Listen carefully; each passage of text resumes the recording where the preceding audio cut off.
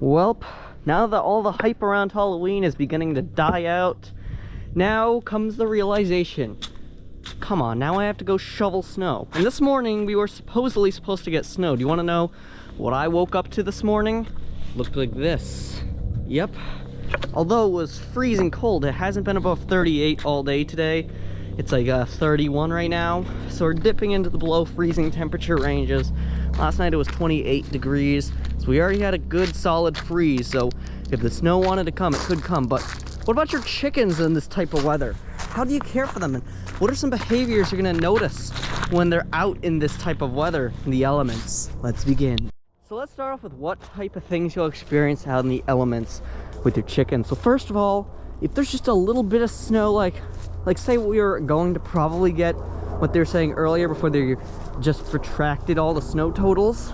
Basically, we could have been seeing them just chilling out in the snow. This is the type of snow typically between a coating and 2 inches, where the chickens just go outside and they do whatever they want. They play around in the snow. It's not too much for them. If you notice one thing about the chicken feet is that they're not very well insulated, and that the chickens just they don't really have a lot of insulation, so just a little bit of snow won't hurt them. But then once we get to like the range of 2 to 5 inches, that's when only the brave ones will be outside, as long as there's no wind and the snow doesn't happen to be cold. If it's like the snow you'd see at like 31, 32, 33 degrees, then we're talking about, yeah, they might be able to go out in this, because it's not nearly as cold. I mean, it still feels as cold. It's just there's a solid temperature difference and how thick the snow really is. And once we get above 5 inches, the chickens, even the bravest ones, still won't even come out for the treats. So a feature that we installed onto our, I don't know, at the time $2,500 mobile chicken coop. I don't know if it's on right now, which actually, we have everything set up for it. It's just not on. See, this thing right here is actually meant to be able to like hold the door like around here. Like I could still climb in.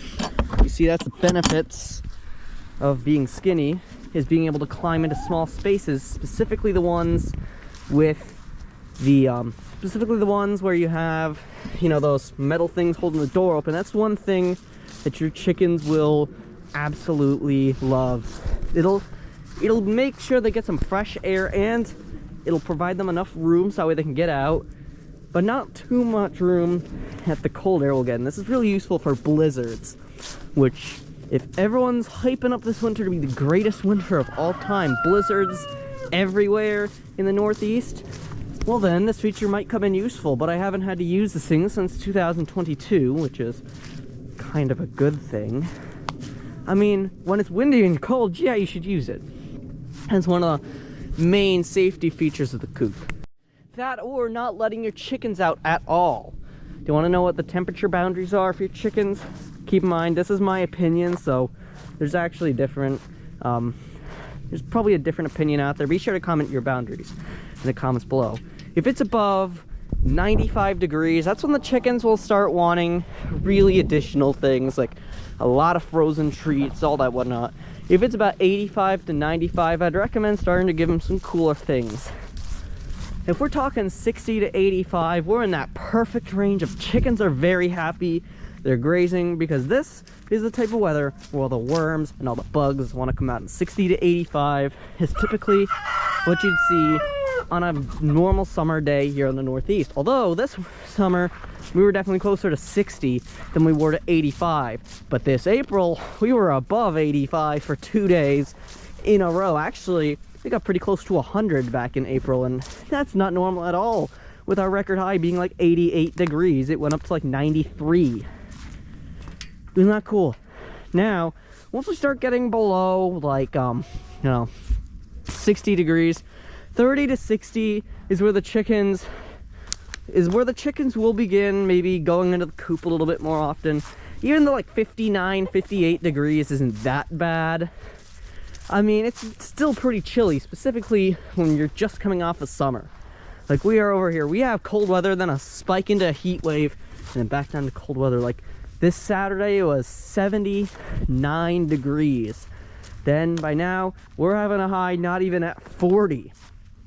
That's how crazy the northeast weather is. You've seen it everywhere. Now, once we get from about 10 to 30 degrees, that's when chickens are like, okay, man, we're beginning to maybe not go out as often. This is where things like that metal bar will come in useful, especially if it's windy.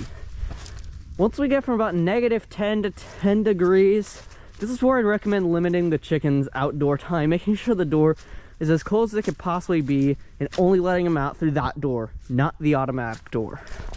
And once we're below -10, just don't let them out at all. Don't put a space heater in.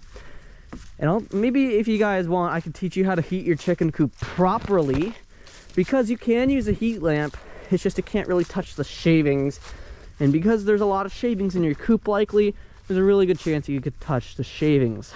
Treat it like a massive brooder. But also don't let it touch the bars either. It's a really complicated process and all that whatnot. So don't let them out below -10. And really, if you get above 110, same thing. Just add some just bring out an extension cord and cool down the coop. Fortunately, that's what foam is for, keeping it cool in the summer. Now, say it's really, really cold out, like shivering cold, like below -10. You have to keep them in the coop for a day. Here's what I want you guys to do. Set up a heater that won't be catching things on fire. Can be a heat lamp as long as it's positioned properly. Another thing, turn off the automatic coop door if you have one. If you don't, you're good to go. Bring their food and water a night in advance, so we don't have to risk going on the elements. And so they have a nice and heated coop. They also should have proper ventilation, like up there. Now here's the cool part. Bring their treats in the morning. Bundle up. Make sure it's all in your nice and heated house. There you do most of this. Maybe even heat up the treats. Bring them, run out to that coop, dropping as few things as possible. Shove it in there, check for food and water, refill if necessary. Do everything inside, obviously. That's all I got for you for preparing tips. Be sure to click the video on screen, which teaches you how to winterize the chicken coops. Anyways, I'm out of here. Subscribe.